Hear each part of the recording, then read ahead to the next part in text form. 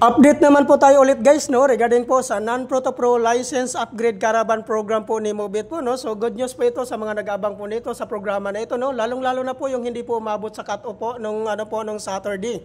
So ngayon po guys, may panibago naman po tayong schedule. Kailan po ba ito gaganapin?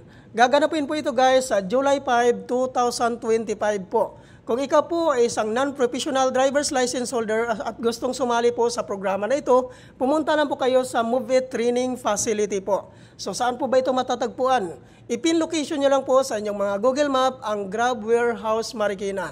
At doon na po matatagpuan ang Move It Training Facility po sa loob po mismo ng Grab Warehouse Marikina.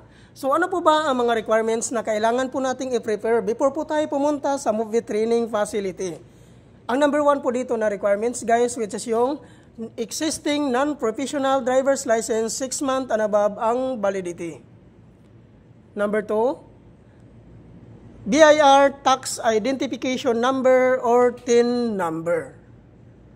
Number 3, 2020 and above motorcycle year model.